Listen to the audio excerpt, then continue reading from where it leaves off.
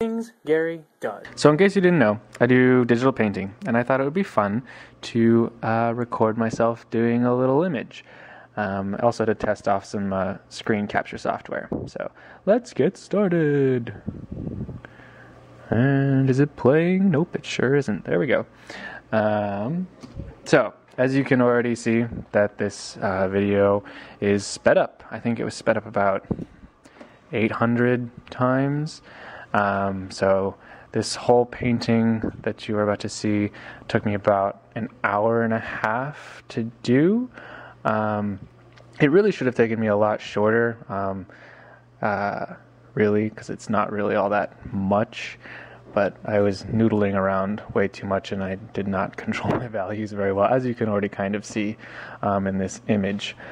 For those of you who are unacquainted with what this is, I'm doing all of this in Photoshop, and I'm just using the brush tool, and you can define different brush settings and all that, and that's how I get this nice little textury look.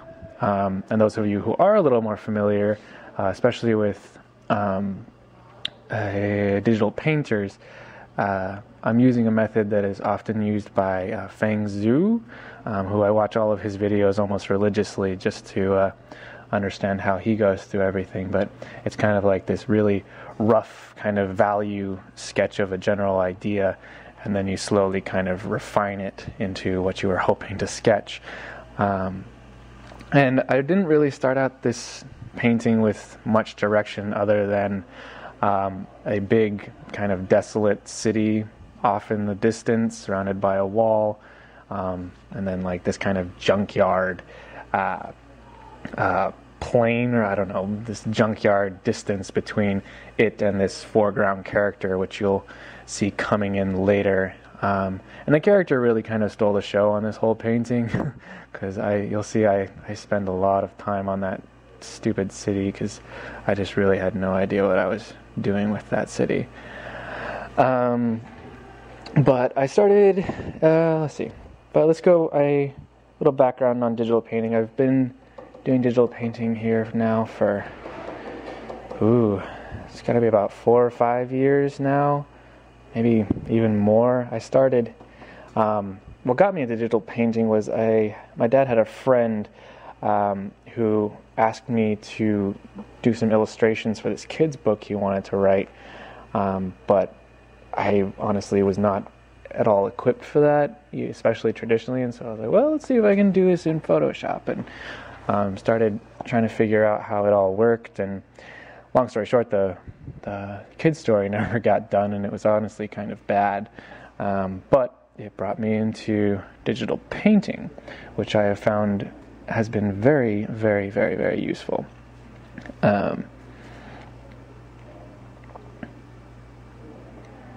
And the thing about digital painting is it's kind of an odd art form to use.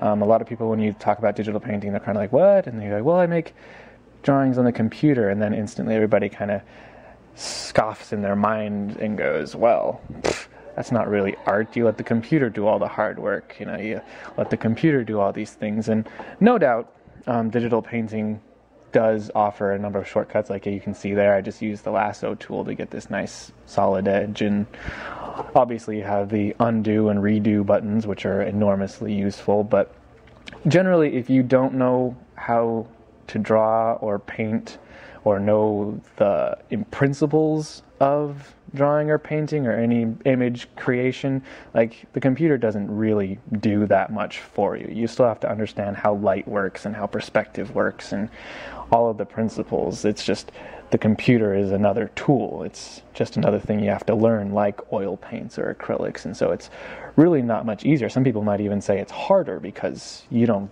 get an instant sense of texture most of the time, especially when you're starting out. You don't understand how people are able to get texture, and it comes with practice and learning how to use the tool. So those are just some observations that I've come up with in my time digital painting. But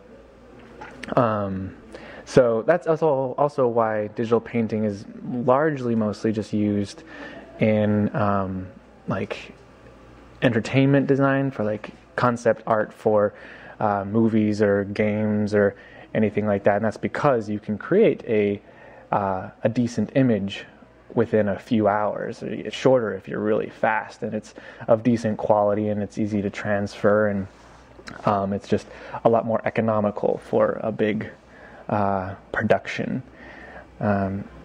It's also, for me, I've never, like, people always talk about the process of creating art and how it's so, mystical and magical, and that's not really been all that much of an interest to me. And my interest, I had to learn after a while, was like, I'm in it for the final drawing. Like, that's just what it is. I'm in it to have the final piece to see and to have and to share.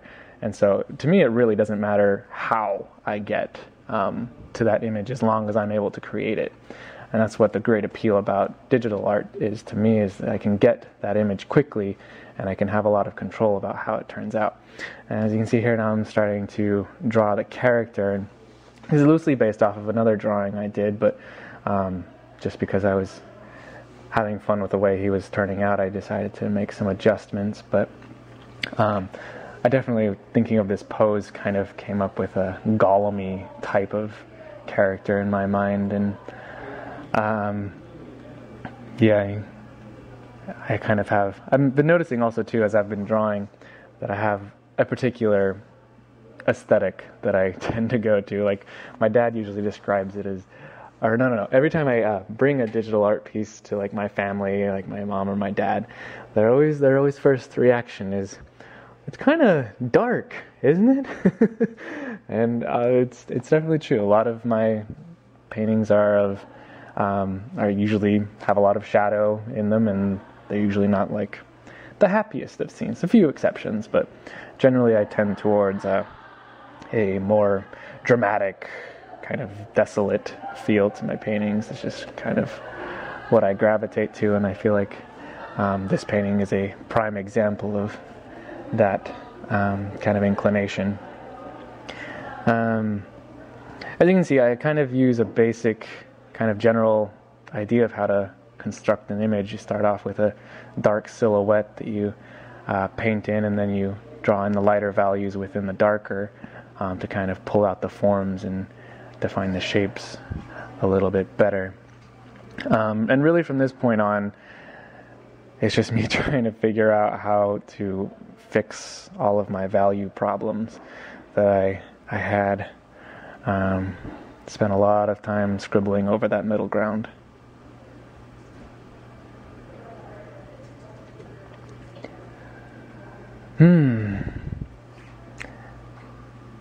It's hard to talk for 12 minutes straight.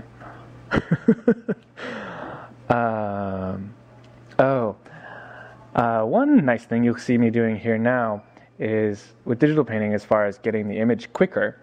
You can see I'm kind of moving these weird squares around, and that's actually a picture of leaves that I took with my camera. And you see I'm pulling some other ones. These are all pictures I've taken with my camera. And the great thing is you can bring them into your drawings and play with the layer styles up there on the right. And you can overlay your picture, and it kind of instantly gives you some free texture to work off of. And then you can see here I'm copying that texture, and I'm dabbing it around the rest of the image, which instantly kind of gives this sort of junky feel. So if you can see, I'm trying to get this idea of these piles of large amounts of junk that you aren't really like descriptive. You don't see exactly what it is, but you get the idea that it's a pile of trash. And you can see there I was trying to cheat and get some windows over onto some of the buildings, but it wasn't quite working out. And so that was a picture of some denim, I believe it was. And so I'm overlaying that on the city. I'm kind of cutting that out. And yeah, a lot of, even among digital artists, some people kind of think it's lazy and trashy to kind of use photo textures. They feel like it's cheating. And I mean, in a sense, it kind of is, but I mean, it seems sort of silly to have digital art purists. And again, like, I'm not in it for the process necessarily. I'm in it for the drawings and the ideas that I want to convey. Another reason I wanted to do this video is because I actually haven't done much digital painting up until now, and so this one was sort of my getting back into the swing of doing digital painting on a consistent level. So it's kind of been a relearning process for myself. But it was also, I wanted to do this recording, and I had a lot of fun doing it, just because I primarily learned from watching YouTube speed paintings, just watching, like I said, Feng Zhu and some other digital artists that I know, and just watching how their process worked, and albeit, you know, it was many times sped up, but I learned a lot from watching them, and it's kind of fun to watch how my own paintings look sped up, because there's sort of a rhythm to it, and I'm always trying to find out how to get into the mode of these painters that I follow, and it's kind of interesting to retrace and see kind of the bigger, larger scheme of how I was painting, and kind of glean some things to learn from watching that. Oh, and you see me just dropping that color in. By the end of the painting, I actually take out the majority of that color. I put it in there because my initial conception of the scene was very green, a lot of green fog, but it ended up really making it look very flat, and so I end up getting rid of a lot of it. But that's also another huge benefit of digital painting, is you can draw almost your entire image in grayscale and black and white, and then just overlay the color later, and you can change the color as much as you could possibly imagine in order to get the results that you want. So that's a major technique that is used by a lot of digital painters, is grayscale first, then overlaying the color later. But yeah, painting's pretty much done. I'm just sort of trying to make the foreground look like something and differentiate the foreground and the middle ground a little bit better. And a few little compositional fixes that I'm trying to salvage here.